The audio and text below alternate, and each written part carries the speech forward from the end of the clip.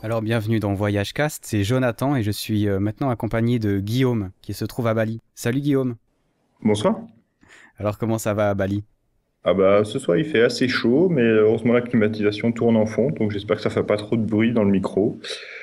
Bali va bien, Bali plein de soleil, on est au mois d'août, beaucoup de touristes, on profite un petit peu. C'est pas gentil de nous faire envie, nous sous la pluie. Alors on va parler pas de Bali, même si tu es, on va parler du Cambodge, où tu as eu l'occasion de faire un petit voyage de 9 mois, c'est ça? Alors j'ai fait beaucoup de voyages au Cambodge, et puis quand j'en ai eu marre de faire que des voyages, j'ai décidé de m'y arrêter et d'y habiter. Donc au total oui, 9 mois à peu près. J'ai pas non plus traversé tout le Cambodge, mais en 9 mois j'ai vu pas mal de choses. Alors tu m'as dit qu'on n'atterrissait pas vraiment au Cambodge quand on y va, parce que les prix sont assez prohibitifs. Tu m'as dit qu'on atterrissait plutôt du côté de Saigon, par exemple, donc au Vietnam, c'est ça? Exact. Alors, le Cambodge, en fait, il n'y a pas beaucoup d'aéroports de classe internationale qui permettent de recevoir des vols long courriers. Enfin, il n'y a que l'aéroport de Phnom Penh et qui est assez cher. Du coup, il vaut mieux rentrer par le Cambodge, soit par le Vietnam, donc par Ho Chi Minh, soit alors par l'autre côté, par la Thaïlande. Donc, il faut prendre un bus et puis traverser la frontière par la terre. En mode, c'est un truc que j'aime beaucoup parce que traverser par la terre, une frontière, c'est une zone un peu bizarre. C'est une zone où en fait d'abord tu sors d'un pays, donc on tamponne ton pays, ton passeport comme quoi tu sors du pays, et après en fait t'as une zone où en fait tu n'es pas dans aucun pays au monde. Tu es juste en zone internationale, dans ce qu'ils appellent les no man's land. Et ça c'est des choses que en Asie du Sud-Est, traverser un no man's land, c'est toujours assez sympa. Tu conseillerais aux gens qui voyagent de s'arrêter un peu du côté de Ho Chi Minh au Vietnam, ou bien c'est une ville pas très intéressante où s'arrêter? Ah non, Ho Chi Minh, c'est une ville, c'est une vraie fourmilière. Enfin, c'est une ville que j'adore énormément. Il y a beaucoup de choses à faire à Ho Chi Minh. Donc, bah, c'est une ville qui est très forte historiquement, enfin, avec beaucoup de monuments très beaux de l'époque de la colonisation et puis même d'avant. Il y a beaucoup de temples, beaucoup de pagodes. À Ho Chi Minh aussi, il faut prendre le temps d'aller voir le Mekong, parce que tous les marchés flottants, toute cette vie sur le bateau, c'est un truc vraiment super. Non, Ho Chi Minh, il faut y rester bien 3-4 jours. Il y a une bonne visite de la ville. 2 jours minimum pour visiter le delta du Mékong, voire trois. Et puis après, donc ça fait une bonne semaine au Vietnam, puis après repartir vers le Cambodge. Quand tu traverses pour aller au Cambodge, c'est aussi un pont au-dessus d'une rivière, ou bien c'est un no man's land? Non, non, c'est pas une rivière. C'est-à-dire que le Mékong fait beaucoup partie du Cambodge, mais au niveau de la frontière, c'est une autoroute. C'est-à-dire comme il y a beaucoup de circulation, donc non, c'est un poste frontière très gros, très bien organisé. Il faut penser à prendre une photo d'identité quand même, ça aide beaucoup. Et une fois arrivé au Cambodge, donc je suppose que tu rentres dans le bus et tu arrives à Phnom Penh, c'est ça? Ouais. C'est-à-dire que quand tu réserves ton bus depuis Ho Chi Minh, tu vas payer quelque chose comme 9 ou 10 dollars, et en fait, point d'arrivée, c'est Phnom Penh. Donc à Phnom Penh, c'est la capitale du Cambodge. C'est assez facile de trouver un hôtel, de trouver des zones sympas. Il y a enfin, la zone, on va dire, agréable pour les touristes et pour trouver tous les renseignements utiles pour les backpackers. C'est proche du détroit entre le Tonlé Sap et le Mékong, en fait. C'est l'endroit entre la rivière qui est propre au Cambodge et le Mékong qui va lui continuer jusqu'au Laos, qui va continuer encore loin, loin, loin jusqu'à la Chine. Quand je vois les photos de Phnom Penh, ça a l'air d'être une ville quand même assez moderne, non? Ou bien c'est seulement les photos que j'ai qui sont comme ça? Alors, il y a beaucoup d'efforts pour rendre la ville assez moderne. Il y a beaucoup de développements qui se font pour justement accueillir des bureaux, pour accueillir beaucoup d'architectes. Ils cherchent beaucoup d'ingénierie. Donc la ville en fait se développe toujours il y a un pôle qui est très moderne, un peu le district qui va être proche des ambassades, proche des banques. Donc lui va être très moderne. Et après ça se développe en escargot. Donc quand en bout de 20 minutes depuis le centre-ville, on n'est plus si moderne que ça. Globalement, il y a l'électricité partout. Globalement, le réseau d'eau fonctionne bien. Il y a encore quelques zones, un petit peu, quelques patchs qui rendent la ville un peu chaotique. Mais sinon, ouais, dans la ville va très bien. Est-ce que les gens parlent français là-bas? Enfin, je pose les Cambodgiens non, mais il y a quand même eu la colonisation française. Est-ce que tu trouves encore des traces de ça ou bien ça parle anglais? C'est comme au Vietnam, c'est-à-dire qu'on retrouve ces traces de colonisation dans des vieux mots. En cambodgien, un moteur, ça s'écrit comme un moteur en français. M-O-T-E-U-R. Mais avec un alphabet un peu différencié. Il y a des vieux mots, par exemple manivelle, tous les mots mécaniques qui ont été apportés par la colonisation. Donc tout ce qui va être moteur à explosion, tous ces mots qui sont liés à ça vont être francisés, enfin vont être à consonance française. Donc c'est assez pratique quand tu loues une moto, que tu as cassé t'as cassé ton cylindre, tu as cassé ton piston. C'est facile justement d'expliquer où est-ce que tu as cassé et comment est-ce que tu as besoin de le réparer. Et après, en fait, le deuxième endroit où tu retrouves des noms francisés, c'est les noms de rues. C'est-à-dire que tu vas retrouver le nom des rues qui vont être par exemple Pasteur. Tu vas retrouver des rues Louis et Marie Curie. Tu vas retrouver une rue, alors il n'y a pas de rue de Charles de Gaulle, mais tu vas retrouver une rue, la rue de la République en français par exemple, qui existe. Donc il y a des petits noms comme ça que tu retrouves. Donc c'est principalement les noms des rues et puis vraiment le vocabulaire mécanique. Par contre, tout ce qui va être le vocabulaire informatique, ça c'est que en anglais parce que ça a été apporté justement par, enfin c'est tout du computer et chipset et choses comme ça. Il n'y a pas de mots francisés pour tout ça. Je sais qu'on a dit qu'on parlait de la cuisine en fin de podcast, mais est-ce que dans la cuisine, ça se remarque aussi? Parce que les Français, ils sont quand même assez connus pour ça. Alors, il y a quelques plats, il y a quelques plats justement qui se retrouvent où ils aiment bien un peu alors, je sais pas trop s'ils se moquent ou si ça fait partie un peu des blagues à touristes qu'ils racontent, mais ils aiment bien dire en fait que la cuisine française, c'est ce qui a permis de rendre la cuisine cambodgienne très bonne. C'est-à-dire que au Cambodge, ils aiment bien se moquer en disant que la nourriture cambodgienne est parfois un petit peu trop similaire. Il n'y a pas assez de variété de cuisson. Donc ils aiment bien dire que merci les Français, ça a permis en fait de rénover la cuisine cambodgienne. Et est-ce que c'est un atout d'être un Français là-bas ou est-ce que c'est un désavantage? Enfin, je sais pas, je sais que par exemple aux États-Unis, par rapport à certaines histoires, c'est pas terrible de dire qu'on est français. Est-ce que là-bas c'est le même cas? Non, non, plus trop. En fait, il n'y a plus beaucoup de différence parce que la population est quand même très jeune. La population moyenne est quand même assez jeune. Ils font pas trop de différence. C'est-à-dire que tu n'es pas identifié comme étant un Français, tu es identifié comme étant un Européen. Donc, ils font pas si attention que ça en disant ah tu es le Français, tu es le. Non, enfin, je dirais qu'il n'y a pas d'avantage ni de désavantage.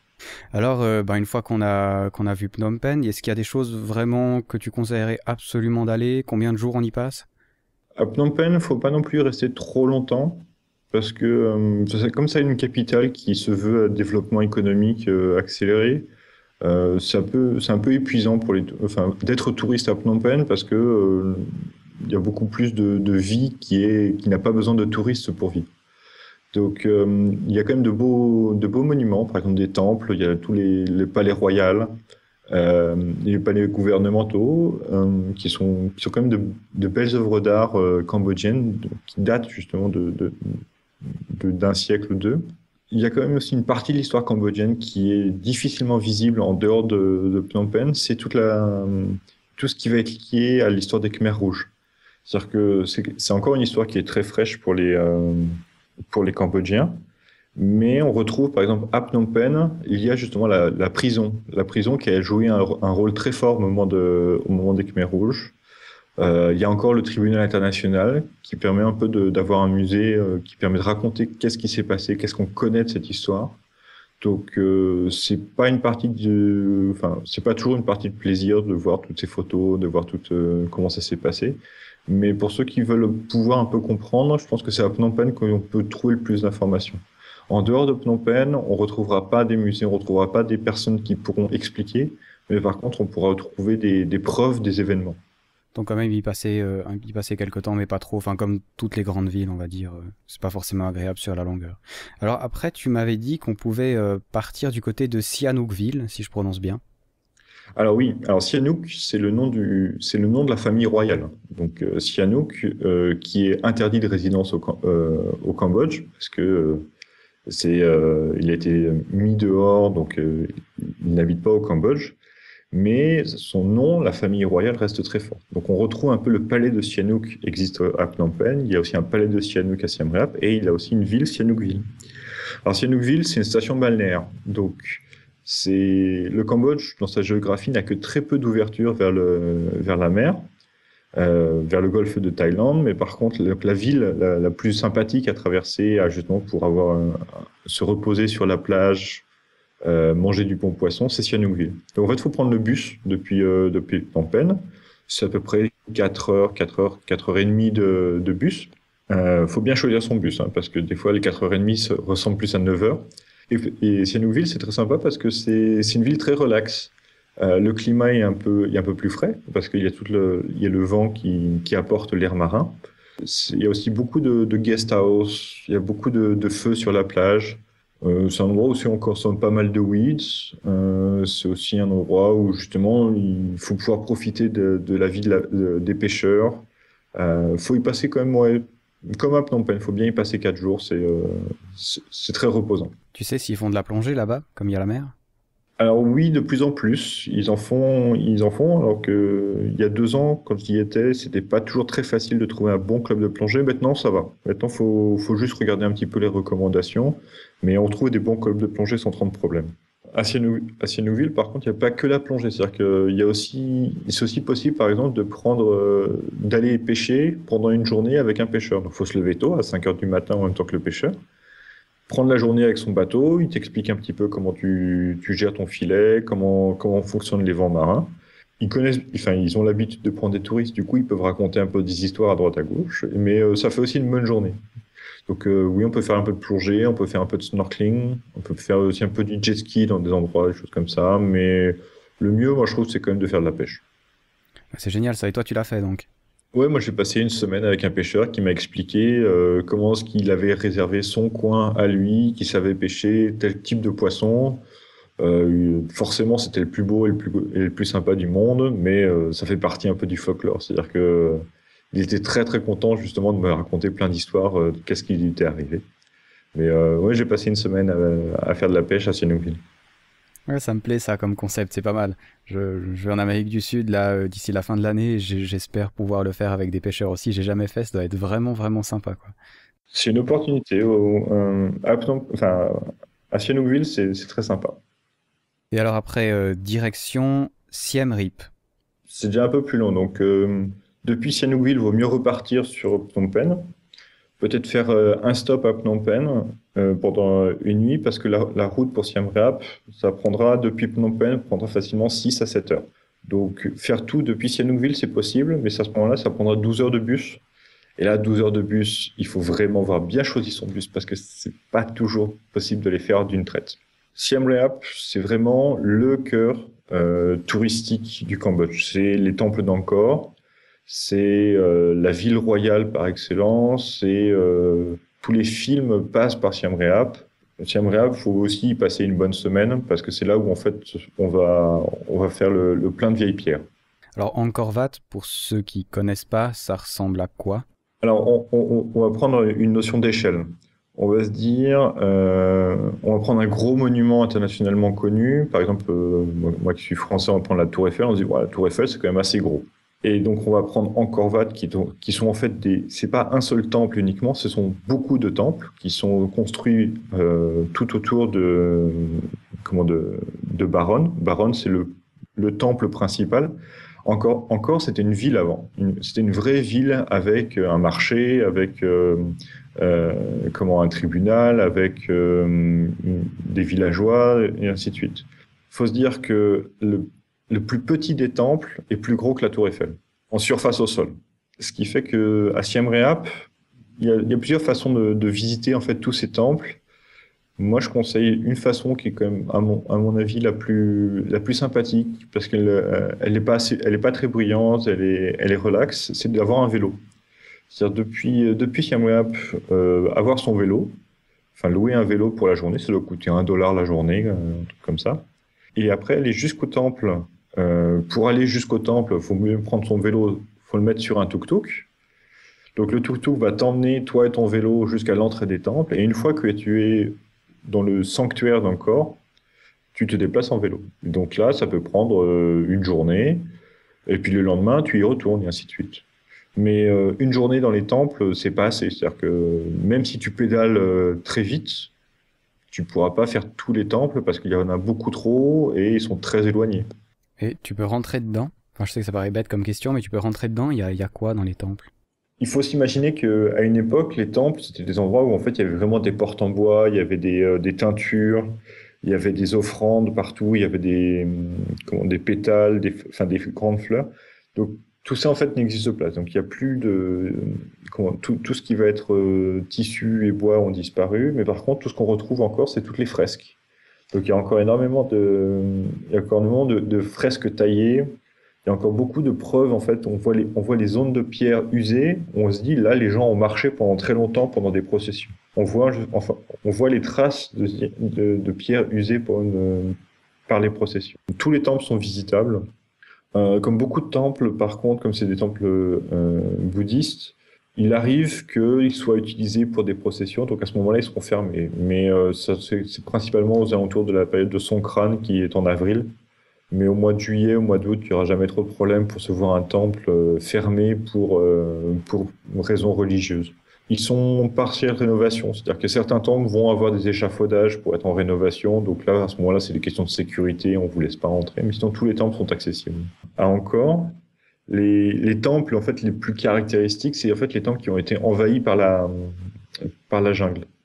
Et il y a quelques temples, il y en a deux, trois qui sont en fait restés partiellement attaqués par la jungle. C'est-à-dire qu'on ne les reconstruit pas, on ne coupe pas les arbres seulement pour reconstruire le temple. On laisse le temple mangé par les arbres. Donc il y a un très joli temple qui est pas très grand, qui s'appelle Taprom, qui lui justement est très connu comme décor justement pour ça, pour avoir en fait ces arbres monumentaux qui ont dévasté le temple. Et donc on voit ces grosses racines qui traversent la toiture, on voit ces grosses racines qui bloquent les portes. Et il y a un deuxième temple qui s'appelle Temple, qui lui aussi en fait est pas très grand, est assez éloigné. Faut quasiment il se dire tu te lèves à 8 heures du matin pour espérer l'atteindre à 10 heures, 11 heures en vélo, parce qu'il est assez éloigné. Et lui aussi en fait est resté intact avec toute cette jungle qui a pris le dessus, qui a grossi pendant des siècles et des siècles pour justement casser toutes ces pierres. Alors quand on voit la taille des pierres, on se dit que l'arbre derrière doit être quand même assez costaud parce que c'est des pierres qui doivent faire à peu près facilement 150, 250 kilos la pierre. Ouais, intéressant. Et enfin, ouais, pour faire des photos, ça doit être vraiment pas mal, hein. Oui, c'est-à-dire que il y a des très beaux paysages, il y a des très beaux couchers de soleil à pouvoir capturer en photo à Angkor.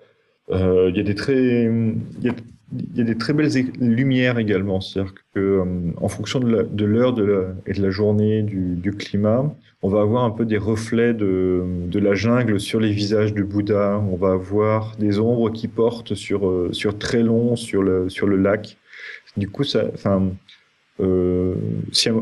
Reap est très apprécié, par les architectes qui aiment bien étudier l'architecture cambodgienne, et aussi par les photographes, parce qu'il y a vraiment il y a des trésors d'enseignements à découvrir, justement, parce que c'est infiniment... Enfin, tout ce qu'on peut y faire, il n'y a pas de limite là-dessus. Tu conseillerais quoi pour se renseigner un peu dessus? Parce que c'est vrai que ça a l'air grand, je suis sur Wikipédia là, et c'est vrai que ça parle de Dieu, ça parle de religion, il y a des choses que visiblement même encore maintenant ils savent pas tellement à quoi ça servait. T'as lu un livre, t'as eu un guide pour connaître un peu toutes ces choses-là? Ça peut être deux choses. Ça peut être soit un objectif en disant je traversais le Cambodge, et puis justement avoir presque un pèlerinage pour connaître un peu qu'est-ce que c'était que ce royaume d'Angkor. C'est-à-dire que Angkor était la capitale du royaume d'Angkor à cette époque. Donc à ce moment-là, il faut peut-être avoir lu un livre. Donc il y a beaucoup de livres qui sont très orientés historiquement, qui vont expliquer un peu la création, l'architecture, le développement, l'orientation de la ville. Et donc ça peut être un travail de préparation avant d'arriver au Cambodge. Si c'est pas particulièrement un objectif de connaître l'histoire de Angkor, je pense qu'il n'est pas forcément nécessaire de pousser trop dessus. C'est-à-dire qu'on peut être tout à fait emporté par la taille et des monuments d'Angkor sans avoir préalablement lu l'intégralité de la fiche Wikipédia, sans avoir lu tous les ouvrages d'art qui en parlent. En fait, seulement arriver avec son petit vélo devant le premier temple, ça suffit pour se dire c'est quand même gros, c'est quand même très impressionnant, et tout ce qu'on a vu jusqu'à présent ne représente pas grand-chose. Et que se dire que c'est là depuis de 2 millénaires, là forcément ça pose son âme. Je pense qu'il y a deux attitudes. Soit c'est vraiment un objectif de connaître encore et de les visiter. Donc à ce moment-là, c'est plutôt un travail de préparation qu'il va falloir faire avant avec des documentaires. Mais même arriver en pur néophyte rend la visite quand même vraiment impressionnante. Ce que tu m'as écrit le Tonlé Sap, c'est un fleuve qui est à côté d'Angkor ou bien c'est pas du tout au même endroit? C'est assez proche, c'est-à-dire que le Tonlé Sap, c'est un fleuve, enfin c'est un lac et c'est un fleuve en même temps. C'est-à-dire que c'est un lac dont l'eau va monter et descendre en fonction de la saison des pluies. Et le fleuve qui connecte le Tonlé Sap jusqu'au Mekong va courir dans un sens ou dans un autre en fonction de la saison des pluies. Donc des fois, ça va justement du nord vers le sud ou du sud vers le nord. Ça dépend si le Mekong a plus d'eau que le Tonlé Sap. C'est un peu la prochaine étape. C'est-à-dire que depuis Siem Reap, c'est quand même, enfin, faut aussi voir un peu la vie sur le lac. Parce que le Cambodge, c'est aussi ça. C'est-à-dire qu'il y a la vie terrestre et il y a aussi la vie des pêcheurs. Donc, au Cambodge, tout ce qu'on peut ici y voir, c'est beaucoup des ethnies, des villages flottants. Quelque chose que je ne sais pas si c'est très courant. C'est-à-dire que dans le delta du Mekong, tout le monde le connaît. Mais par contre, sur le lac du Tonlé Sap, c'est très impressionnant de se dire, ça c'est une école, il y a une église, il y a la mairie, qui sont des maisons flottantes, et les gens en fait vont d'un bâtiment à un autre en bateau. Ça fait partie de la vie du Cambodge. Donc c'est des personnes qui seront nées sur un bateau, qui vont quasiment vivre l'intégralité de leur vie sur des barques et qui ont le mal de terre quand ils arrivent dans un village. Et tu peux y aller facilement parce que tu me dis que c'est au milieu. Est-ce que tu fais quoi? Tu loues une barque, un bateau?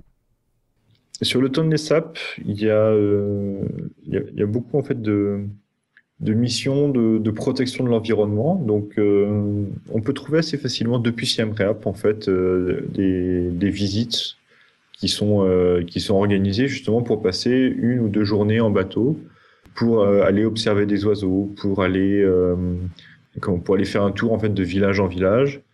Donc c'est assez facile en fait depuis Siem Reap de trouver justement des tours qui vont pouvoir organiser ça, ou même en fait partir de Siem Reap, s'arrêter 1 ou 2 jours sur le Tonlé Sap et continuer vers Battambang, qui est une ville qui est à peu près à l'ouest de Siem Reap. Donc le Tonlé Sap en lui-même, c'est une escale. D'accord. Tu peux dormir sur le lac aussi? Ah oui, sans problème. Alors, la saison des pluies est environ Oui, la saison des pluies, en fait, commence en avril et se termine à peu près fin juillet. Donc, ce qui fait que c'est mieux, en fait, d'être sur le lac quand le lac est très haut. Quand le lac, en fait, est assez bas, on peut se retrouver bloqué dans la vase, on peut se retrouver un peu en surcharge. Du coup, ça peut être un peu plus ennuyeux. Mais au mois d'août, c'est le mieux en fait pour traverser le lac. D'accord, ouais. Je trouve étonnant que c'est les neiges de l'Himalaya qui descendent jusque-là. C'est Ouais, bien sûr. impressionnant. Ouais. Enfin, j'avais pensé à ça. Et alors, ben voilà, du coup, une bonne escale. Et ensuite, tu m'as parlé de Battambang, c'est ça? Alors Battambang, c'est une petite ville industrielle qui se retrouve c'est sur la route entre Phnom Penh et la Thaïlande, mais par la route du sud. C'est-à-dire que la route du nord, c'est l'escale, la ville escale, c'est Siem Reap, et la route du sud, la ville escale, c'est Battambang. Donc c'est une ville en fait qui fait qui fait la connexion entre la rivière, le bras de rivière qui va jusqu'au Tonlé Sap. C'est pas une ville très intéressante en elle-même, mais c'est un peu c'est une ville de province un peu éloignée où les gens s'arrêtent pendant quelques heures et vont repartir. À Batamang, il y a il y a un spot qui est vraiment très intéressant. Alors, et c'est vraiment les fouineurs qui trouveront ça. Il y a une vieille fabrique de Pepsi Cola fermée qui existe encore. Donc, on peut trouver la fabrique de Pepsi Cola. Faut préparer un petit peu d'argent de l'ordre de, on va dire, 5 à 6 dollars pour pouvoir, à donner aux gardiens pour pouvoir entrer dans la fabrique. Et en fait, moi, ce que je conseille pour ceux qui ont, enfin, les plus roots, c'est de repartir avec une bouteille de Pepsi Cola qui date de 1967. Un truc dans le genre. Et donc je suppose que t'en as une chez toi, c'est ça? J'en ai une caisse, ouais. Bah ouais, c'est excellent ça. C'est bizarre, ouais. Enfin, pourquoi ça marche plus? Alors, pourquoi ça marche plus, je sais pas trop. Je pense que ça devait être partie ça a dû coûter un peu cher à entretenir le fonctionnement, l'approvisionnement, choses comme ça. Mais en fait, on retrouve en fait on retrouve surtout les bouteilles vides. On retrouve les vieilles formes de bouteilles. On retrouve en fait comment est-ce que les machines devaient être installées pour pouvoir justement fonctionner. Et tout ça est resté à peu près intact depuis les années 70. Donc, on retrouve un peu toutes ces vieilles traces. Donc, ça fait partie des monuments partiellement abandonnés, partiellement utilisés, mais très sympathique à traverser. Ouais, c'est vraiment original comme façon de visiter, ouais. C'est spécial. Bon, ouais, je suppose qu'il faut se dépêcher d'y aller pour chercher des bouteilles parce que d'ici 10 ans, il n'y en aura plus. Non, là, je pense que bientôt, elles seront à vente à Phnom Penh en disant les bouteilles de la fabrique Pepsi de Coca-Cola. Je pense que oui, ça reste encore un peu un endroit sympa à traverser. Mais aussi à Battambang, en fait, il y a aussi beaucoup de temples. C'est-à-dire que à Battambang, la ville en elle-même n'est pas très intéressante, mais par contre, prendre un tuk-tuk qui va vous emmener en dehors de la ville, qui va vous emmener sur le train des rizières. C'est-à-dire qu'en fait, il y a des voies de chemin de fer qui ont été posées pas pour du transport, enfin pas pour du transport de personnes, mais en fait, c'était pour transporter les grains de riz. Donc, enfin, pour transporter les sacs de riz. Donc, il y a un train qui existe. Enfin, c'est pas un train, c'est, on va dire, on peut faire un tour entre les rizières avec à Battambang. Je pense que Battambang, en une journée et demie, on a à peu près tout fait. Et après, tu conseillerais quoi alors après Battambang? Je pense que soit on est plus téméraire, faut repartir sur l'est du pays. Et alors ça, c'est vraiment les routes qui vont y aller parce que c'est une zone qui est très reculée. Ou alors, donc, ça fait après 2 semaines et demie au Cambodge, il faut repartir sur la Thaïlande. Donc c'est retraverser la frontière et arriver jusqu'à Bangkok ou arriver jusqu'à n'importe où en Thaïlande. Ça fait quand même une jolie traversée, hein. Pour 2 semaines et demie, ouais. Et puis après, le côté est, t'as dit, c'est vraiment route. C'est route dans quel sens? Il y a pas de route, il y a pas d'hôtel, c'est difficile de s'y rendre, c'est dangereux. Alors dangereux, non, je dirais pas dangereux, je dirais plus. Enfin, toutes ces villes, Siem Reap, Phnom Penh, Battambang, Sihanoukville, c'est des villes où en fait, il y aura toujours une personne qui pourra parler en anglais pour pouvoir vous orienter. Par contre, partir sur l'est du pays, sur Cham, Kratie, tous ces pays-là, enfin toutes ces zones-là, on est vraiment dans les zones reculées du Cambodge, où là, par contre, ce sera déjà plus difficile de trouver quelqu'un qui pourra vous aider à parler en anglais. Il y a aussi un peu une certaine méfiance de la population parce que ils ont pas l'habitude de voir beaucoup de passer de gens. Donc, ils vont se dire, soit tu es perdu et à ce moment-là, il faut qu'on puisse t'orienter pour que tu puisses repartir. Soit tu es volontairement ici, mais à ce moment-là, si tu sais ce que tu fais. Les étrangers qu'on retrouvera dans ces régions-là, généralement, ça va être les vétérinaires. Donc, il y a des vétérinaires pour éléphants qui sont dans l'est du Cambodge. Et des docteurs également, genre Médecins sans frontières.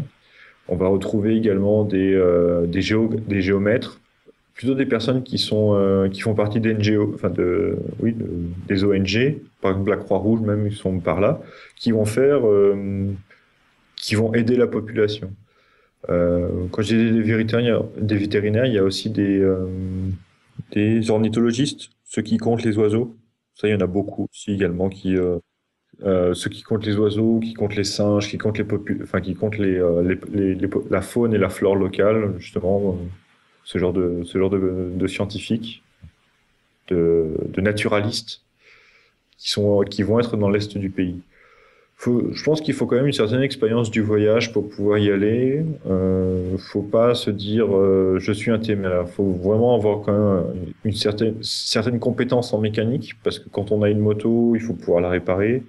Certaines compétences en communication, c'est-à-dire que faut pas pouvoir être décontenancé quand on se retrouve avec des diarrhées enfin, qu'on se retrouve un peu pas forcément en très bonne santé, qu'on cherche justement quelqu'un qui peut vous aider et qu'il y a personne qui peut vous dire mais qu'est-ce que tu cherches parce qu'un docteur je sais pas ce que c'est.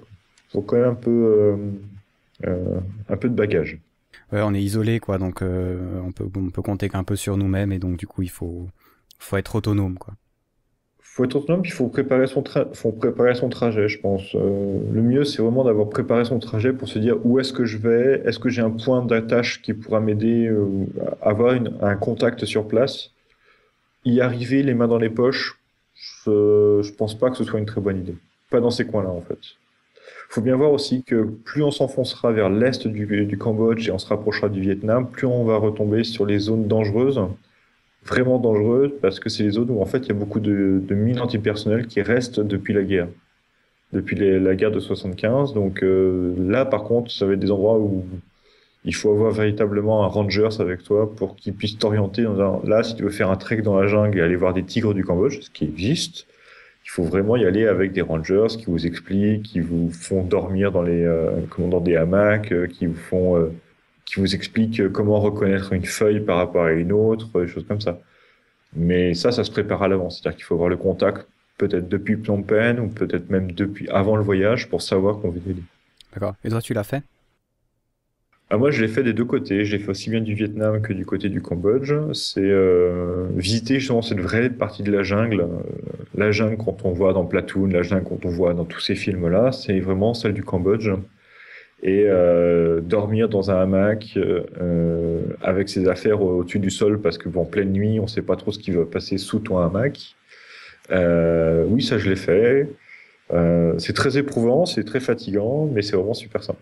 Et tu l'as fait donc avec un guide que tu as trouvé là-bas.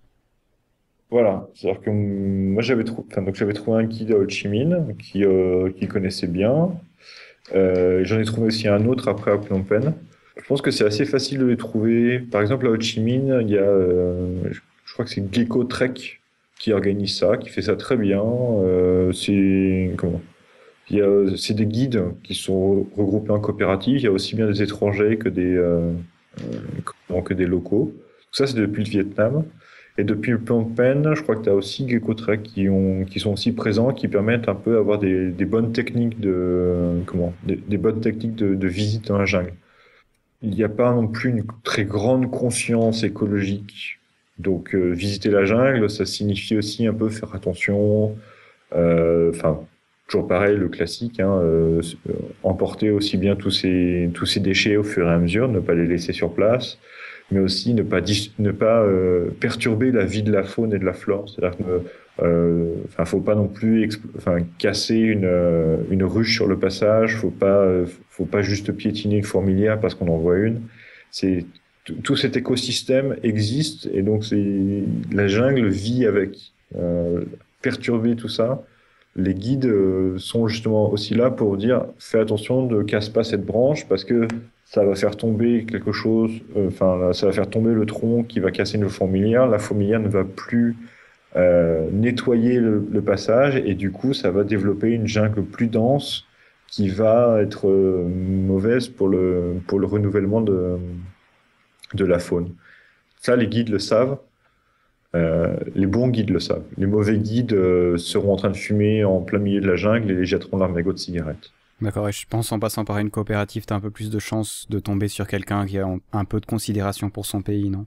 Ouais. Bah, les coopératives, justement, sont très soutenues par les ONG, sont très soutenues justement pour avoir des bonnes méthodes et surtout pour les communiquer à la population locale. Il faut bien dire que les guides, leur première mission, c'est de communiquer avec la population locale. S'il y a des touristes qui veulent avoir un trek, qui sont les bienvenus. Mais avant tout, les guides vont être plutôt là justement pour aider la population locale à vivre en accord avec la jungle. Sachant que la population locale, eux, ce qui vont les intéresser, c'est la déforestation sauvage, ça va être la culture sur brûlis, des choses comme ça. Donc les guides sont aussi là pour les aider en disant, écoute, si tu veux de la déforestation, on va aller plutôt dans cette direction-là plutôt que dans une autre. Donc c'est plutôt des gardes-chasse ou des gardes forestiers, quoi. Ouais, c'est vraiment des rangers, donc ils font vraiment tout. On va dire ils peuvent être vétérinaires, ils peuvent être docteurs, peuvent être aussi un peu charlatans, ils peuvent être un peu tout et n'importe quoi. C'est vraiment des gens qui aiment beaucoup leur métier, leur activité, qui ont une très très grande connaissance de leur environnement. C'est vraiment des gens qui sont nés au milieu de la jungle et qui arrivent à l'expliquer. Moi, j'ai eu l'occasion de rencontrer des guides très sympas pour ça. Je pense que le mieux, oui, c'est de se renseigner par les sites internet, justement, qui permettent un peu de faire de la communication. D'accord. Tu as payé combien à peu près pour un trek? Est-ce que c'est vraiment très cher ou bien c'est payable? Je pense que ça reste quand même un sport qui est assez, faut pas se dire que, ne pas payer cher, ça serait plutôt dangereux, tu vois. C'est comme faire une plongée sous-marine et payer que $10. Moi, j'aurais pas envie de plonger avec une bouteille que j'ai payé $10. Je me dis, est-ce qu'ils me l'ont bien rempli? Est-ce que mon détendeur va me lâcher sous l'eau? Un trek, c'est à peu près pareil. C'est-à-dire que, avoir un accident en trek, par exemple, un serpent, des sangsues, des araignées, enfin toutes ces choses-là, hein, en trek, c'est classique. Hein. Je veux dire, tomber sur des sangsues ou des essaims d'abeilles, c'est normal.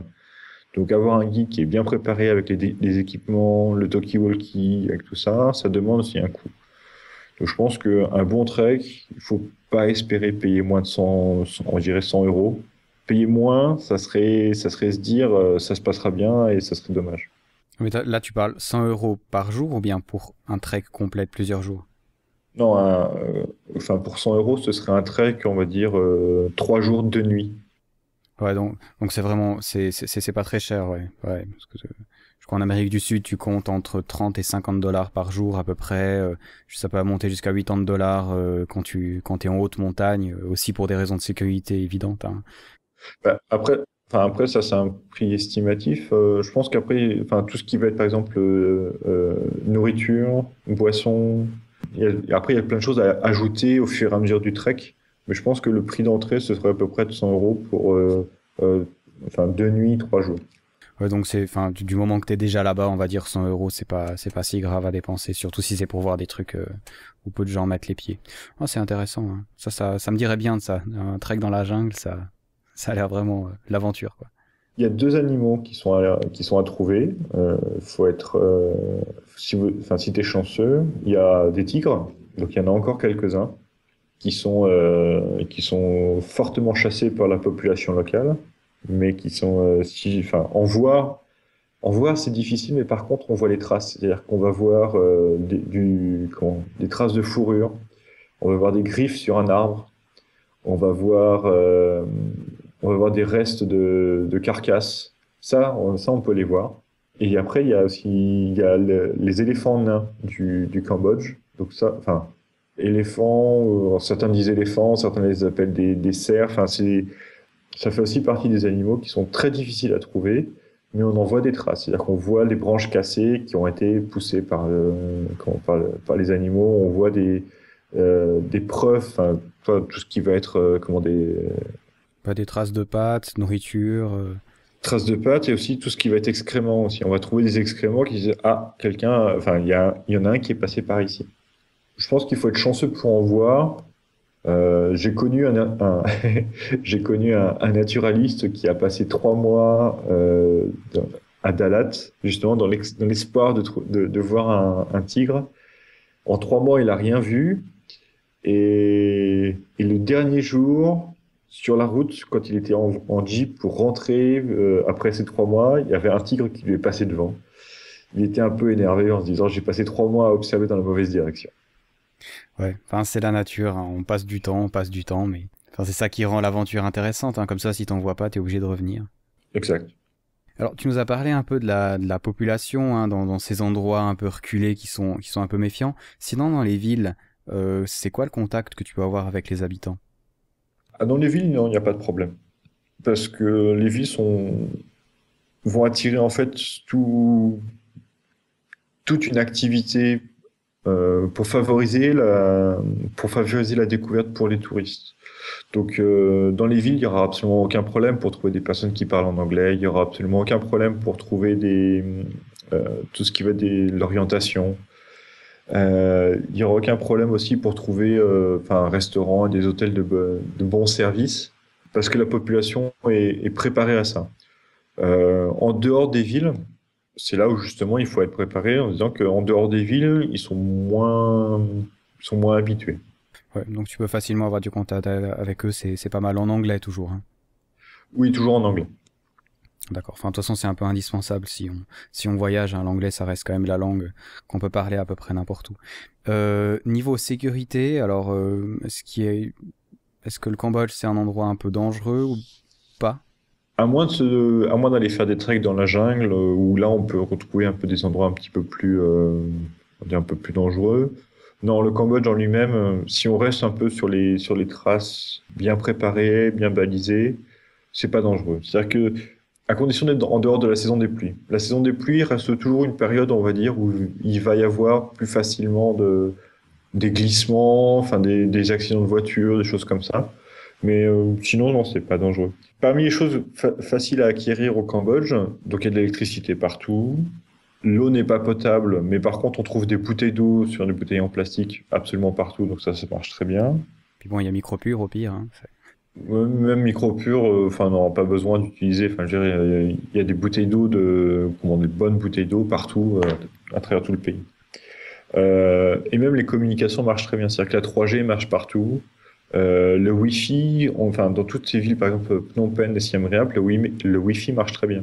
À Battambang, le Wi-Fi, il faut se dire que tous ces pays, comme en Vietnam, Laos et Cambodge, on développe très fortement leur accès mobile. Donc en fait, c'est pas étonnant d'être au milieu du Tonlé Sap, au milieu du lac, avec une connexion 3G qui marche super bien. Ok, ouais, c'est pas mal pour le voyageur. Hein, je pense que ça donne une impression de sécurité un peu quand on se dit on peut toujours téléphoner à quelqu'un si jamais on a un problème. On peut toujours appeler quelqu'un. Ah, et puis dernière chose aussi, c'est que le système bancaire marche très bien. C'est-à-dire que il faut pas avoir peur d'utiliser sa carte Visa, Mastercard pour débiter de l'argent sur les distributeurs automatiques. C'est-à-dire qu'avoir une carte étrangère, c'est pas un problème pour retirer aussi bien des dollars ou des riels aux distributeurs automatiques, ça marche très bien. Quand il y a des grandes banques internationales qui sont installées au Cambodge, même les banques locales des banques très solides. On en trouve partout, dans toutes les grandes villes du pays, il y a toujours un distributeur qui acceptera tout type de carte. C'est même pas la peine en fait d'arriver dans le pays avec des billets déjà changés ou choses comme ça. C'est-à-dire que vaut mieux arriver en fait quasiment avec les mains vides et arriver et retirer de l'argent en arrivant. Parce qu'il faut savoir que tous les processus en fait de scam, alors, je sais jamais comment on dit scam en français, c'est toutes les arnaques. Si ça arrive dans les premières heures ou dans les premières 24 heures quand on arrive dans un pays. C'est-à-dire que c'est au moment où on est le plus perturbé, on est le plus encore étourdi par le trajet, que c'est à ce moment-là où on va pas faire attention. Le mieux, parce que les premiers scams, ça va être de perdre tout son argent et ses papiers d'identité. Donc le mieux, en fait, c'est de ne pas arriver avec de l'argent. C'est d'arriver juste avec un petit peu, on va dire 20 dollars, 20, 25 dollars, juste de quoi payer son visa à l'entrée. Et après, trouver un distributeur automatique de billets et retirer de l'argent quand on en a besoin. Pas la peine de retirer de l'argent, d'arriver avec 2000 dollars juste parce qu'on se dit je vais en avoir besoin pendant toutes mes vacances. C'est plus la peine en fait de courir de changer ses billets. Mieux vaut s'appuyer mieux vaut s'appuyer sur le système bancaire existant. Échanger des billets, c'est deux choses. C'est le risque d'avoir des faux billets au milieu, c'est-à-dire que échanger 150 euros, c'est le risque d'avoir peut-être dans les 200 dollars qu'on vous donnera peut-être quelques faux billets, d'avoir un taux de change qui va pas être certain, d'avoir et puis de perdre un peu ses repères en comptabilité, de se dire qu'est-ce que j'ai échangé, combien est-ce qu'il me reste, et ainsi de suite. Le mieux, c'est de se dire les cartes bleues marchent très bien, autant les utiliser. Ça me fait penser, on a parlé un peu d'argent. Je suppose que le Cambodge n'est pas un pays cher pour nous Européens, bien sûr. Alors pour les fumeurs, non, c'est un vrai plaisir parce que pour les fumeurs, c'est 70 centimes d'euros pour un paquet de cigarettes. Pour ceux qui ne sont pas fumeurs, je pense qu'il y a encore beaucoup de personnes qui ne fument pas. Non, c'est pas un pays très très cher. Faut pas hésiter à se faire plaisir. Moi, dans tous mes voyages, ce que j'ai toujours recommandé, c'est de ne pas hésiter à visiter les ateliers locaux, les workshops traditionnels, et même et ne pas hésiter en fait à faire un cargo pour envoyer. Par exemple, on a trouvé une table, on a trouvé une table de nuit, on trouve une lampe qui est jolie, mais on n'a pas envie de la voir avec son bagage pendant le reste du trajet. Le mieux, c'est de l'envoyer par la poste chez soi, à la maison. Parce que ça mettra peut-être 3 mois à arriver, mais quand ça arrivera, vous serez forcément chez vous. Donc c'est encore le mieux, en fait, c'est le mieux à faire. Et c'est vrai qu'on retrouve l'art cambodgien, c'est quelque chose on retrouve pas ça chez Nature et Découverte, on retrouve pas ça chez Rocher Beaubois, donc vaut mieux en profiter. Donc trouver des statuettes, trouver des meubles de maison, ne pas hésiter en fait à les faire envoyer chez soi. Ça prendra le temps que ça prendra, mais quand on est chez soi avec une belle statuette cambodgienne rustique, c'est vraiment super. Ouais, j'avais été surpris quand j'étais en Inde. Mon ami avait acheté une espèce d'assiette en marbre et il n'avait pas voulu prendre avec nous non plus, parce qu'on allait dans l'Himalaya après. Et puis il a aussi envoyé par la poste et moi j'étais sûr que c'était une arnaque, il allait jamais la recevoir. Mais effectivement, il a reçu 2 mois après, le temps que ça. Ça prend du temps, mais ça arrive toujours. La poste marche encore très bien. La plus grande distance que j'ai pu, enfin, la plus grande durée de livraison que j'ai pu observer, c'était entre le Vietnam et l'Irlande. Et ça a dû prendre à peu près 7 mois. Mais sinon, ça arrive toujours dans les 4 ou 5 mois, quoi, grand maximum. Ouais, moi je trouve ça rigolo. Puis bon, enfin, quand tu reçois le truc, tu revis un peu le voyage et tout. Non, c'est sympa. Puis c'est vrai que t'as raison. Je trouve aussi que on est dans des pays où on a entre guillemets de l'argent et finalement il y a beaucoup de choses qui coûtent pas extrêmement cher. Les prix se discutent là-bas. Tous discutent. Un paquet de cigarettes vous sera présenté à peu près à 1,50 $. Moi, je vais acheter des paquets de cigarettes à 30 centimes. Tous discutent, absolument tous discutent. Le kilo de riz se discute, le trajet en tuk-tuk se discute, le billet d'avion se discute également. Mais là, par contre, il faut être doué. Et le visa se discute aussi. Ça, c'est aussi c'est notre paire de manches. Moi, je l'ai fait également. Un visa coûte 25 $ à l'entrée. On peut être hargneux et les avoir pour 15 $. Ouais, c'est excellent. Et est-ce que ça se passe un peu comme en Inde aussi, où si vraiment ça discute longtemps, si c'est des choses d'un assez haut prix, qui t'offrent le thé, tu t'assieds, tu discutes, ça se fait un peu de la même manière?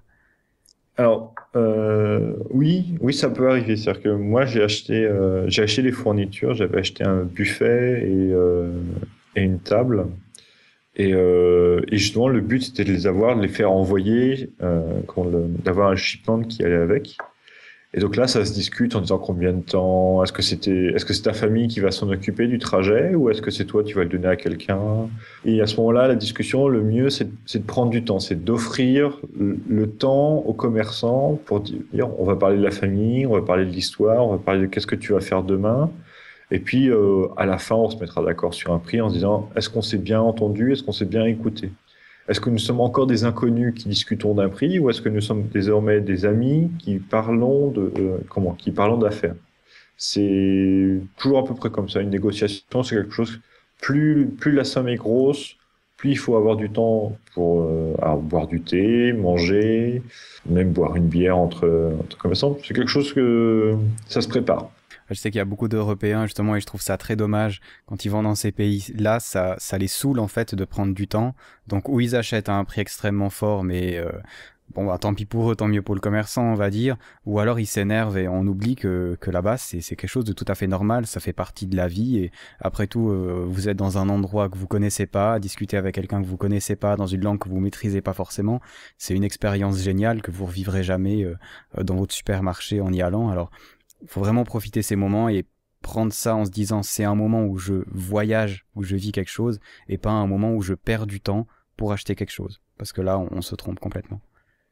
Alors, c'est très beau ce que tu dis, mais c'est pas toujours possible. C'est-à-dire que quand on a 2 semaines et demie de vacances, que la rentrée scolaire arrive en septembre et qu'on veut pas rater son billet d'avion, malheureusement, le voyage se fait plus. C'est un peu un jeu contre la montre. C'est pas toujours évident d'avoir que chacun ait le temps de se dire, je sais pas si je vais rester 4 jours dans cette ville ou 5 jours. Peut-être que je vais rester plus, je m'en fiche. Si, enfin, avoir le temps comme ça, c'est super, et à ce moment-là, il faut mieux en profiter. Je pense que à l'heure actuelle, il y a beaucoup de personnes qui vont visiter avec, on sait où est-ce qu'on va, quand est-ce qu'on y va, qu'est-ce qu'on espérerait voir dans les prochains jours. Ce qui fait que l'emploi du temps est déjà bien chargé. Du coup, de se dire que prendre 1 heure et demie pour pouvoir s'acheter une table à manger, pour pouvoir s'acheter 4 statuettes d'art cambodgien, c'est peut-être quelque chose qui est pas prioritaire dans le séjour. C'est une autre vision. Après, il faut aussi bien voir que ça sert à rien de discuter si on est en train d'acheter des souvenirs sur le marchand de souvenirs qui vend la même chose que le marchand de souvenirs qui est de l'autre côté de la rue. C'est-à-dire que un vrai atelier qui fait ça, enfin, qui fait vraiment du travail à la main, enfin, ça se trouve, et quand on le trouve, on en est assez heureux. Donc, moi, j'ai vu beaucoup de gens qui ne discutent pas les prix parce qu'en fait, il n'y a pas de raison de discuter les prix pour la production à la chaîne qui est fait dans un atelier en dehors de Phnom Penh. Par contre, véritables, enfin, des pièces d'art, des pièces bien travaillées, oui, ça se discute, mais ça se trouve pas non plus c'est pas les premières échoppes qu'on va voir dans les marchés. Ouais. Ouais, c'est vrai que le temps, c'est un luxe qu'on n'a pas tous, quoi. Surtout quand on doit écourter les vacances. Et c'est peut-être pour ça que, enfin, moi, j'ai eu le temps, justement, en 9 mois, j'ai eu le temps de voir un peu tout ça, de voir comment est-ce que la population vit, qui sont les artistes, qui sont ceux qui travaillent véritablement le bois et ceux qui, en fait, achètent pour revendre, et ainsi de suite. On n'a pas toujours le temps justement, de prendre ce temps-là. Tes conseils, c'est d'acheter où? Est-ce qu'il y a une ville parmi lesquelles on a parlé où c'est peut-être plus artisanal ou plus facile de trouver de l'artisanal, ou bien c'est globalement un peu partout la même chose?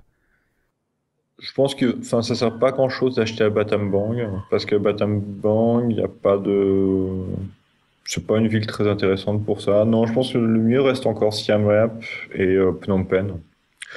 Sihanoukville n'aura pas d'art particulier de Sihanoukville. Donc, non, Siem Reap et Phnom Penh sont très bien achalandés pour trouver de très belles choses.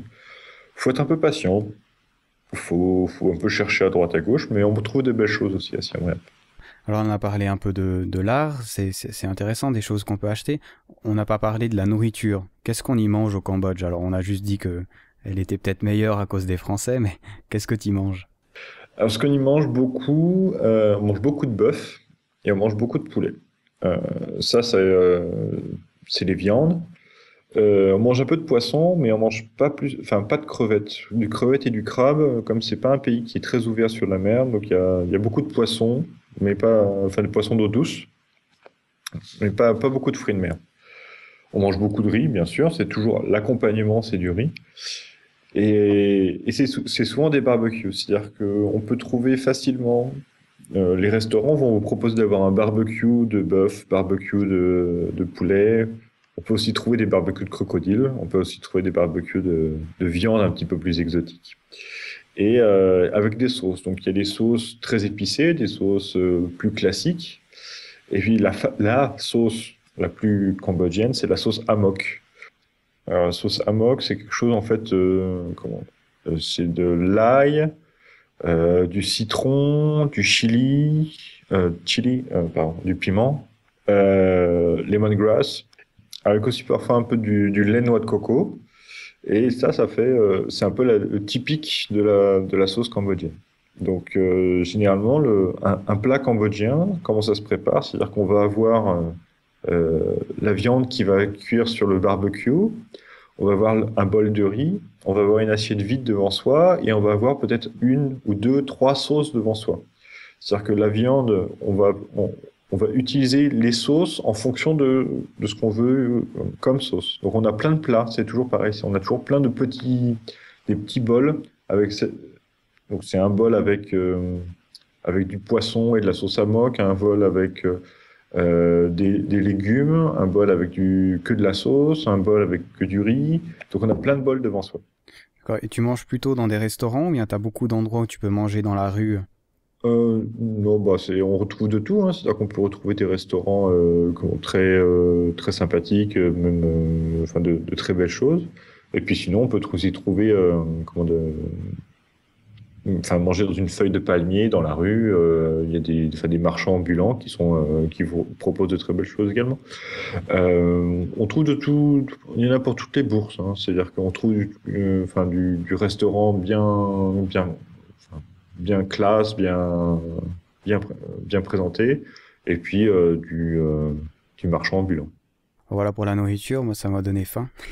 Mais il me semble que la sauce amok dont tu parles, il me semble on peut en manger en Europe. Alors je sais pas si c'est la même chose, mais le nom me dit vraiment quelque chose. Alors, non, il n'y a rien de différent, c'est-à-dire que la sauce, on la retrouvera aussi en Europe et partout. Ce qui change par contre vraiment, c'est que les ingrédients n'ont pas la même saveur. C'est-à-dire que l'ail qu'on va utiliser en Europe pour faire la sauce amok ne sera pas l'ail du Cambodge ou le poivre, le kampot pepper du Cambodge. Et ça donne véritablement un goût particulier. Enfin, on peut en parler avec toutes les communautés qui vivent en dehors de leur pays. Moi qui suis français, qui vis en ce moment en Indonésie, si j'essaye de préparer euh, un bœuf bourguignon, et ben j'arriverai jamais à avoir la même saveur parce que le vin aura une saveur différente, les condiments auront une saveur différente, la viande aura une saveur différente et j'aurai pas la même saveur que j'aurais pu avoir en Europe.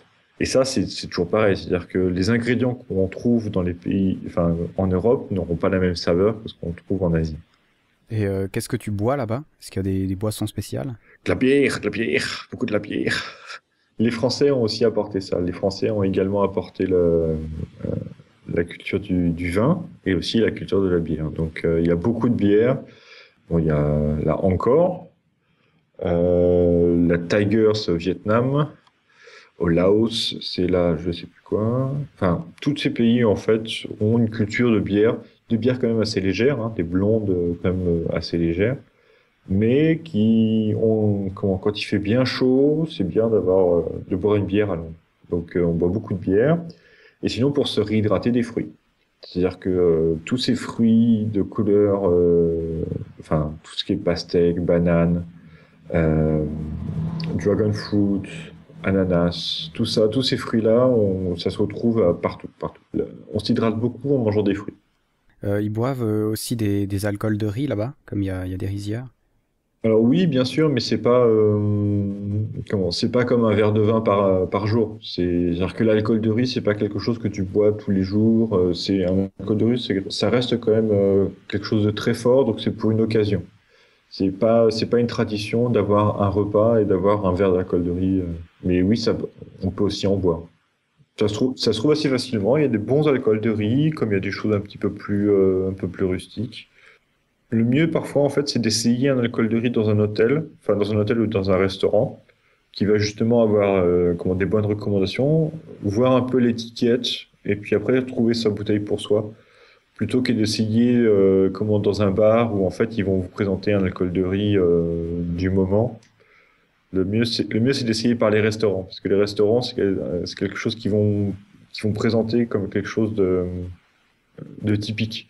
Un bar, par contre, ils savent que les gens qui s'arrêtent dans un bar ne reviendront pas forcément, donc ils présentent tout et n'importe quoi. Alors on a parlé de la nourriture un peu maintenant. Au niveau des transports, comment ça se passe là-bas? Alors, tu as parlé du bus, tu as parlé de la moto. J'ai cru comprendre de notre discussion avant qu'il n'y avait pas de train. Non, non, il n'y a pas de train. Ça fait partie de ces quelques pays qui n'ont pas de train du tout. Donc, en dehors de Batambank, où il y a une petite section qui a été préparée par les agriculteurs pour transporter leur riz, mais sinon, il n'y a pas de train. Donc, oui, donc c'est beaucoup de bus. Donc, il faut bien choisir son bus entre le bus climatisé plus la télé, le bus climatisé, la télé avec des toilettes, le bus sans climatisation qui s'arrêtera partout. Il y a toutes les possibilités de bus. Il y en a pour tous les prix. C'est-à-dire qu'on peut on peut même aussi avoir sa voiture, prendre une voiture avec un chauffeur qui va vous emmener partout. Donc ça se fait aussi très bien. Ça coûte pas forcément très cher, mais faut juste payer après pour la nourriture et l'hôtel pour le chauffeur, mais ça marchera très bien. Sinon, il y a la moto. Donc, pour tous ceux qui ont fait un peu de la mobilette, qui ont bidouillé leur mobilette dans leur garage quand on est adolescent, bah, c'est super de faire de la moto dans ces pays-là parce que bah, c'est le même type de moto quasiment, hein. C'est-à-dire qu'un carburateur, piston, machin, voilà, ça marche très bien, ça marche tout seul. Ça tombe quelquefois en panne. La première panne qui arrive généralement, c'est la crevaison. Mais ça, c'est pas très difficile parce qu'en fait, on trouve facilement tous les kilomètres, il y aura une station essence qui pourra aussi vous réparer votre chambre à air. Donc, ça fait partie des choses à faire. Donc, la moto, ça marche très bien. Le bateau aussi, quand on est sur les rivières, ça marche également très bien. Et puis, pour les plus téméraires, alors à ce moment-là, il faut trouver une vieille moto. Et puis, là, par contre, ça fait un peu Hells Angels, ça fait un peu vieux routards qui sont sur la route, sur les routes de sable rouge. C'est possible de trouver des vieilles motos. On peut trouver des vieilles Buick. On peut trouver des vieilles BMW. Enfin, bon, des choses bien rustiques. Et à ce moment-là, c'est assez sympa de faire 2, 3 jours en moto pour justement traverser le pays. Là, c'est pareil aussi, ça demande un peu du temps pour trouver un peu le garage qui va vous réparer votre moto en cas de pépin. C'est une économie de la bricole, donc faut pas être étonné. C'est avoir une moto qui tombe en panne assez facilement. Ça veut dire qu'il faut savoir pouvoir la réparer avec du carton. Un carton, faut se dire, ça peut faire un joint de culasse. Oui, oui. Il faut se dire que une vis, c'est pas parce qu'elle est pas exactement de la bonne taille qu'elle va pas rentrer dans le trou. C'est-à-dire qu'il faut pouvoir trouver une solution, mais ça peut marcher. Toujours avoir une ou deux chambres à air de rechange, surtout quand on a une moto qui est un petit peu particulière, où on sait que la chambre à air sera pas facile à changer en cas de problème. Et puis une chambre à air, c'est facile parce que ça peut aussi ça peut aussi être élastique pour pouvoir, ça peut être pratique pour plein de choses. Donc, mais la moto, oui, ça fait partie de ces choses ces moyens de transport bien particuliers à essayer. Faut pas avoir peur du trafic, hein, parce que on s'arrête pas forcément au feu rouge, on regarde pas forcément à droite et à gauche, mais sinon ça marche très bien. D'accord, ouais. Et les routes sont comment? C'est goudronné ou bien c'est pas mal de routes en terre encore? On va dire du 50-50. C'est-à-dire il y a beaucoup de routes qui vont être goudronnées, par exemple de Phnom Penh à Sihanoukville, de Phnom Penh à Siem Reap, tout ça c'est goudronné. Par contre, de Phnom Penh pour aller jusque dans le nord, pour aller jusqu'à la frontière avec le Laos, il y aura toute une partie où le goudron sera pas si bien que ça, du coup ça sera pas forcément super. Mais non, globalement, ça va encore. Les routes principales sont goudronnées. C'est quand on sort des routes principales qui seront un peu plus difficiles ça sera un peu plus bumpy. Pas mal de possibilités quand même. Enfin, je pense que le bus, ce sera quand même pour la majorité des gens. Comme tu as dit, ça coûte pas très cher. Et puis, t'arrives à bon port, même si c'est pas forcément à la bonne heure. Ah oui, ça c'est comme tous les transports, c'est-à-dire que il y a une part d'incertitude. Est-ce que le bus tombera en panne? Est-ce que le bateau tombera en panne? Ça fait partie des choses. Ça donne la saveur au trajet. Alors parfois c'est un petit peu stressant, surtout quand on se dit ah j'ai un avion ou ah j'avais prévu de faire ça et j'aurais pas le temps aujourd'hui. Il faut prendre ça du bon côté, c'est-à-dire qu'il y a une forte probabilité, surtout en bateau, de tomber en panne. La probabilité est assez forte, on va dire, je dirais presque 50%. En bus, ça va, le bus fonctionne bien. Mais en bateau, la probabilité d'avoir un problème d'hélice, un problème de réservoir, problème de le moteur qui chauffe, du coup il faut s'arrêter pour laisser le moteur refroidir pour pouvoir repartir, ça c'est assez fréquent. Donc il faut se dire que c'est l'occasion justement de, un, voir le paysage, deux, de faire connaissance avec les autres personnes qui traversent avec vous, parce que généralement, surtout sur un bateau, il y a, il y a une part de local. C'est-à-dire que faut pas hésiter à demander un petit peu pourquoi est-ce qu'il y a une maman avec deux enfants qui semblent être qui semble être dans ce bateau, mais qui est au milieu des touristes. C'est peut-être justement que elle rentre au village, c'est elle est rencontrée visiter sa famille, ou elle a rencontré visiter des cousins, et justement elle rentre chez elle. C'est un peu le moment où il faut pas hésiter à prendre contact et puis essayer de voir si c'est possible de parler un peu avec les gens. Ouais, intéressant. Enfin, comme tu dis, c'est souvent une question de temps, hein. Quand on est stressé avec l'avion, ça commence à devenir de moins en moins drôle quand ça s'arrête au milieu de nulle part. Soit on se retrouve, on est bloqué avec un bateau, sachant que la veille on était déjà bloqué avec un avion, ou la veille on était bloqué avec un bus qui a eu un problème, ainsi de suite. Quand ça se répète plusieurs fois dans le parcours, ça peut être fatigant. Quand c'est une fois, il faut prendre ça du bon côté. Les problèmes de moto, par contre, c'est vraiment, faut être un petit peu mécanicien, parce que ça arrive des fois quand on est bloqué au milieu de la route, on sait pas trop comment s'en sortir, on saurait pas trop est-ce qu'on peut trouver une solution à proximité. Pousser sa moto sur 2 kilomètres seulement pour trouver, pour faire, pour sa chambre à air qui est crevée, c'est lourd une moto, hein, sur 2 kilomètres.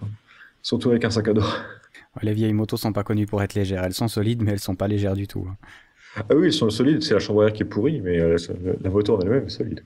Alors, merci pour ce petit tour. Est-ce que tu aurais des choses à dire encore sur le Cambodge, intéressantes qui pourraient intéresser les voyageurs? Il me semble qu'on a fait déjà un assez grand tour là. Ah, parmi les deux, trois petits trucs, moi, ce que je conseille toujours un petit peu, c'est faut pas avoir peur de la malaria. Ça, c'est une question qu'on m'a toujours beaucoup posée. La malaria, est-ce que c'est dangereux, les maladies, ainsi de suite. Il faut se dire que toutes les grandes villes, donc Siem Reap, Phnom Penh, Sihanoukville, Battambang, auront toujours un hôpital de classe internationale qui pourront traiter justement ces maladies. La malaria et la dengue, donc ça vient des piqûres de moustiques, c'est pas mortel. Enfin, la probabilité d'en mourir, si vous êtes une personne en bonne santé, c'est-à-dire que si vous n'avez pas, si vous n'avez pas des maladies chroniques ou si vous n'avez pas des choses comme ça, la probabilité d'en mourir est faible.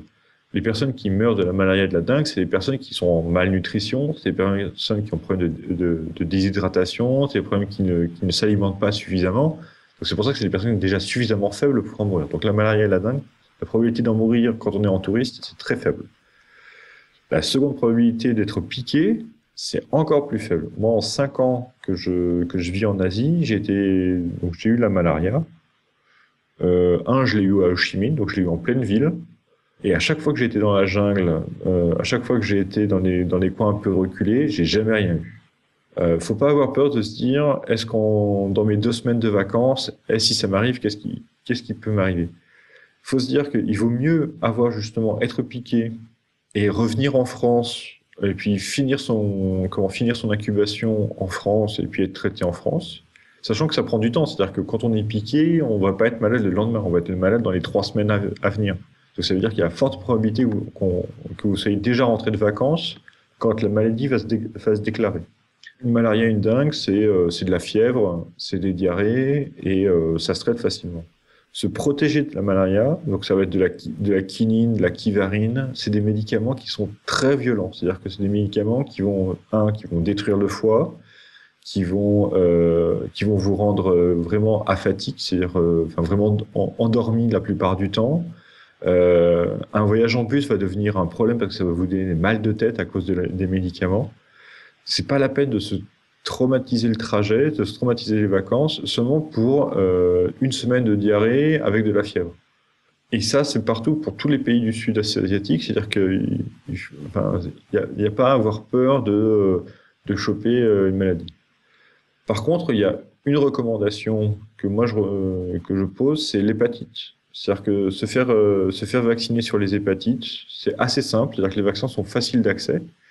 Et vaut mieux parce que c'est des maladies qu'on peut retrouver, par exemple, dans l'alimentation, qu'on peut retrouver dans l'eau, qu'on peut retrouver dans plein de choses. C'est-à-dire que quand on se brosse les dents ou quand on prend une douche, tous ces genres de maladies qui se baladent là-dedans. Les hépatites, c'est chiant, c'est énervant, c'est pas pénalisant, mais c'est pas rassurant. Donc, vaut mieux se faire vacciner. Et puis en plus, tu te fais vacciner qu'une fois et t'es tranquille. Mais par contre, la malaria, c'est pas, faut arrêter d'avoir peur de ça. C'était mon petit quart d'heure de coup de gueule. On m'a toujours posé la question. On m'a toujours posé la question sur la malaria. On m'a toujours posé la question sur la dengue. Bon, en 5 ans, j'ai jamais eu. Enfin, si, j'ai eu que la malaria. La dengue, si ma femme l'a eu, bon, voilà, hein, c'est tout. Hein. Ouais, je pense que c'est des moments désagréables, mais ceci dit, par rapport à ce que tu dis aux médicaments contre la malaria, c'est vrai que on était en trek dans l'Himalaya et on a rencontré une Française qui était encore en train de prendre ses médicaments, mais les médicaments lui causaient pas mal de problèmes, hein. Elle arrivait plus du tout à manger, ça a déclenché une sorte d'anorexie chez elle. Et enfin, si vous regardez sur Internet, en réalité, les taux de réussite par rapport à ces médicaments sont aussi extrêmement faibles. Maintenant, c'est vrai que ça doit être embêtant juste pour 2 semaines de tomber malade, mais c'est un risque. Mais C'est des traitements pour être fortement efficaces. Il faut, par exemple, il faut les commencer peut-être un mois avant de partir. ouais, exactement. C'est-à-dire que pour que ce soit véritablement efficace, c'est-à-dire qu'un mois avant de partir, il faut prendre le médicament en heure fixe et ainsi de suite. C'est un médicament qui coûte également très cher. Hein. C'est de l'ordre de 300 euros pour un mois de traitement. Donc, c'est vraiment pas nécessaire. Il faut bien sûr que les personnes qui en prennent, généralement, c'est par exemple Médecins sans frontières. C'est les personnes qui vont, par exemple, travailler avec la population dans les zones reculées et qui savent qu'ils vont être dans cette zone reculée pendant 6 mois. 6 à 9 mois, et ils le savent parce qu'ils ils se préparent avec ça. Chose qui n'est pas du tout le cas quand on est en tourisme pendant 2 semaines. Vaut mieux rentrer, vaut mieux rentrer dans son, enfin, rentrer de vacances, avoir peut-être une semaine d'arrêt maladie parce que on a chopé un truc, ça coûte rien, quoi. C'est pas pénible. Ouais. Peut-être les conseils qu'on a toujours dans les pays chauds ou les pays comme ça, c'est d'avoir plutôt des vêtements relativement longs qui protègent déjà en grande partie des piqûres de moustiques. Puis dormir avec une moustiquaire, vous en trouvez pour vraiment pas cher. Et rien que la moustiquaire, ça vous limite déjà énormément. Moi, je suis resté 3 mois en Afrique, j'ai pas eu la malaria non plus. Alors j'ai peut-être eu de la chance, mais j'ai toujours dormi sous moustiquaire et je trouvais que j'avais pas tant de piqûres de moustiques que ça, quoi. Bah, il y a plusieurs techniques. Il y a toujours la climatisation, c'est-à-dire qu'une chambre climatisée sera pas intéressante pour un moustique parce qu'un moustique enfin pas qu'il va avoir froid, mais quand les insectes sont des animaux à sang froid, donc s'il fait froid dans la chambre, par exemple si vous réglez la climatisation à 20, 21, 22, eh ben les moustiques ça va les scotcher au sol. Moustiquaire, enfin, on en trouve toujours un peu partout. Et puis c'est très facile de trouver tout ce qui va être des anti, enfin, Répulsif, ouais. ouais, des répulsifs à la citronnelle, des choses comme ça. Donc ça se trouve très bien, quoi. Et moi là, je suis en train de me faire piquer ce soir même. Bon, bah, ça fait partie du jeu. Hein. C'est aussi la règle du voyage de se retrouver avec ces pays quelques moustiques. Ouais. Ceci dit, on en parle maintenant, mais si ce qu'ils disent vraiment sur le réchauffement de la planète est vrai, on a déjà eu des cas de malaria dans certains endroits d'Italie et d'Espagne. Enfin, si ça se trouve, d'ici 15 ans, on l'a aussi ici. Hein. Enfin, je sais pas si c'est drôle, mais nous, on a pris l'habitude un peu en Europe d'être vraiment immunisés contre énormément de choses et de pas forcément avoir contact avec ces dangers-là, mais ils finiront peut-être par arriver quand même et on vivra avec comme le reste du monde et on va pas forcément mourir pour ça non plus, quoi. Alors, est-ce que un autre mot peut-être? Une dernière chose, une dernière parole? Le Cambodge, c'est un pays qui est assez petit. Et on n'en voit pas grand-chose. C'est-à-dire que quand on s'arrête à Phnom Penh, Siem Reap, Sihanoukville, on fait les grandes lignes, mais ce n'est que le début. Je pense qu'il faut pas hésiter, revenir plus tard au Cambodge, et puis se dire, cette fois-là, dans l'est du pays, ou cette fois-là, j'irai dans les montagnes du nord pour aller jusqu'au Laos. C'est facile à l'heure actuelle, surtout d'aller visiter les temples d'Angkor. Par contre, d'aller visiter Kratie et choses comme ça, et ces villes-là, c'est des villes déjà un peu plus éloignées. Au Cambodge aussi, il y a aussi un événement qui est véritablement important. Si c'est possible d'être en vacances à ce moment-là, c'est Songkran. Songkran, c'est la fête de l'eau.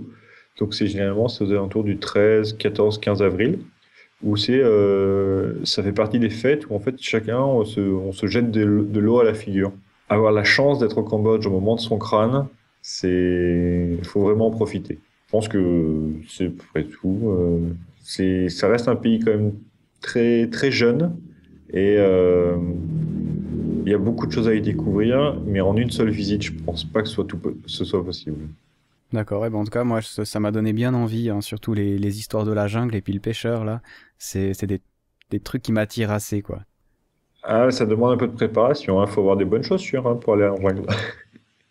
Ouais, ça devrait aller. Enfin, c'est pas le prochain pays où je vais aller, j'ai encore plein de choses à visiter. Bon, en tout cas, ça m'a fait vraiment plaisir de parler avec toi, après plaisir de parler du Cambodge. J'espère qu'on vous a donné envie d'y faire un tour. C'est un pays, comme tu as dit, qui est petit, mais qui semble être vraiment très riche en émotions et en aventures.